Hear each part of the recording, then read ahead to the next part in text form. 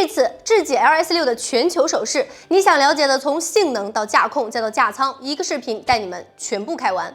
800伏平台，前后双碳化硅元件，充电5分钟，增加续航200公里，3.48秒破百等等。马上2024还有3个月，智己 LS6好像是带我提前看完了，接下来大家要卷什么了？我先给一个总结。这一次绝对是史上最卷的6。首先，大家都在说的基于800伏双碳化硅平台的 LS6，前后电机控制器都采用了碳化硅元件，分别来自英飞凌和丹佛福斯。全域800伏平台可以带来的是更高的电压等级，这也意味着能量转换和传输的损失会更低，同时可以支持更高功率的电机或空调压缩机等用电器，从而进一步提升整车的综合性能。那我们本次试驾活动呢，是分为了性能、驾控、智仓3大区域，采用了800伏系统的智己 LS6，动力性能会有大幅的提升。智己 LS6采用的双电机4驱系统，输出的最大功率为579千瓦和800牛米的最大扭矩。官方给出的0-100加速成绩呢是3.48秒，制动距离33.76米。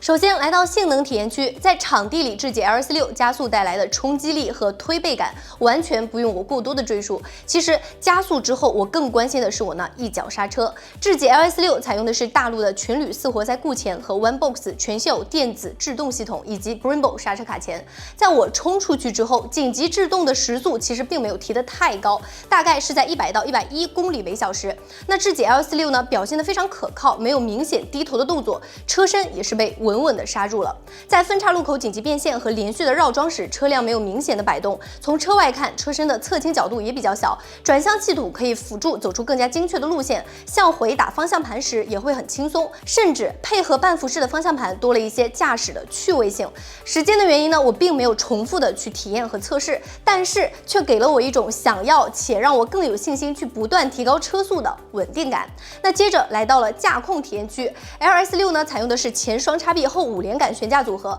底盘在滤震方面的表现呢非常有韧劲儿，在减速带测试中更加的明显。无论是同轴还是交叉式的减速带，车身纵向的摆动都很小，并且车身可以迅速的恢复平稳的状态，没有多余的震动。滚轴障碍项目360度透明底盘可以让我看到车身的状态，只要我稳住电门通过，车身并没有任何的拖拽感，挣脱也比较从容。那来到交叉轴的环节，智己 LS6呢采用的是双永磁同步电机4驱方案，以及智己自研的 eTech 边缘扭矩控制技术。那这套系统呢，同样在智己 LS7上也有搭载，可以更加有效的控制侧滑，保持车身的稳定。另外 ，LS6的动力调教非常线性，在踩下电门后的动力输出并不突兀，所以在通过交叉轴的过程当中，只要可以稳好电门，电机为抓地的车轮持续输出动力。我一个场地项目经验不算多的女生，通过时也没有太多的迟疑。以上这些项目算是大部分车型都会设置的体验科目。那么最卷6这次还在现场安置了一个深度智仓的体验迷宫，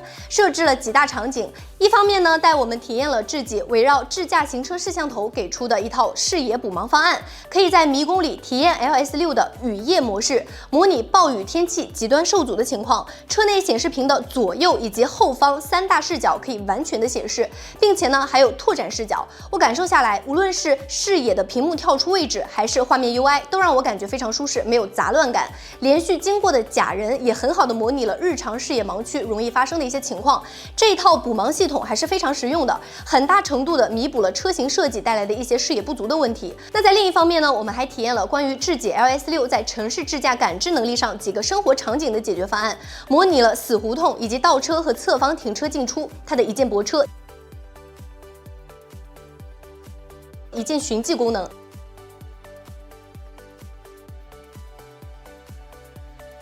另外还有一个一键贴边，让车辆侧方停车后最大限度的靠近路边或者墙边。其实这样的泊车智驾功能，几大新势力品牌也都在做。那智己 LS6它让我觉得舒服的地方在于功能的易操作性，流程简单且支持自动识别，以及功能开启的限制条件很少，让我可以确定放在真实的生活场景中，它的使用频率一定会很高。那么本次试驾呢，可以说是非常全面的体验到了智己 LS6各方面的表现。Workshop 的时候呢，公布了截止9月订单已经突破了13000台，在绝对不超过30万的这个价格区间，直接竞争对手锁定了同价位的小鹏G6以及特斯拉 Model Y。智己 L46呢，作为20到30万价格区间中为数不多采用了全域800伏架构的车型，又依靠上汽集团的供应链资源，这个定价给到这样的产品里，所以我说这一定是史上最卷的 LS6。这次试驾呢，除了体验了全域800伏架构带来的综合性能优势之外，我们会在节后为大家更新智己 LC6更多的上路体验视频，